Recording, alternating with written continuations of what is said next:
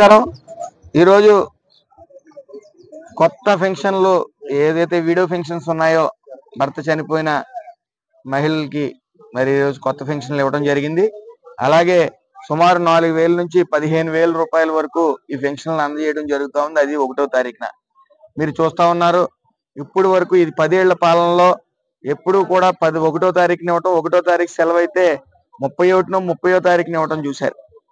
మరి పూర్తిగా fully bedded పేషెంట్లకి 15,000 రూపాయలు ఇవ్వటం అంటే ఒక రకంగా ఆ పేషెంట్ ని ఈ రాష్ట్ర ప్రభుత్వం దత్తత తీసుకుంటున్నట్టు. నారా చంద్రబాబు నాయుడు గారు ముఖ్యంగా ఈ ఫుల్లీ బెడెడ్ హాస్పిటల్ పేషెంట్లని ఒక మనిషి ఉండి అక్కడ వాళ్ళకి సేవ చేయవలసిన పరిస్థితి ఉంది కాబట్టి వాళ్ళకి 15,000 రూపాయలు ఇవ్వటం నిజంగా ఆ కుటుంబాన్ని పూర్తిగా ఆదుకోవటం లాంటిది.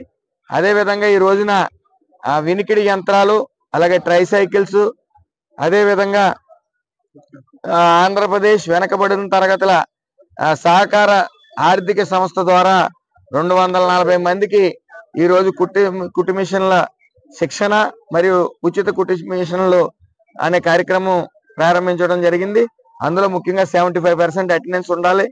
ఆ 75% అటెండెన్స్ తో పాటు వాళ్ళ నైపుణ్యం సాధించాలన్న ముఖ్య ఉద్దేశంతో, అదే విధంగా ఆడవాళ్ళకి సుమారు ఏటా 1,75,000 మందిని పారిశ్రామికవేత్తలుగా చేయాలన్న ఆకాంక్ష నారా చంద్రబాబు నాయుడు గారిది ప్రక్షాళన మొదలైంది. ఎట్టి పరిస్థితుల్లో సంవత్సరానికి 1,75,000 మంది మహిళలు ఈ రాష్ట్రంలో మరి ఈ పారిశ్రామికవేత్తలుగా స్వయం ఉపాధి పొందడానికి అన్ని ప్రయత్నాలు జరుగుతూ ఉన్నాయి, అన్ని స్టార్ట్ అవుతా ఉన్నాయి.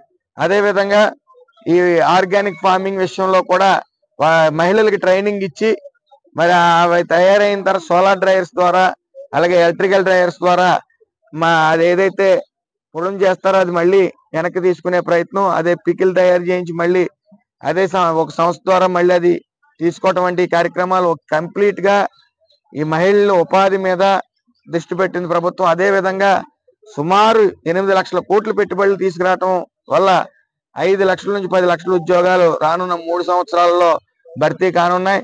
గత 5 సంవత్సరాల్లో ఈ యొక్క వైసీపీ ప్రభుత్వం నిర్లక్ష్యం వహించడం వల్ల ఈ నిరుద్యోగుల మీదట పూర్తిగా ఈ ఏదైతే నకిలీ మందుకి, అలాగే నకిలీ మద్యానికి, అలాగే గంజాయికి ఎడిక్ట్ అవటం, ఈ గంజాయిని ప్రోత్సహించడం గత ప్రభుత్వం.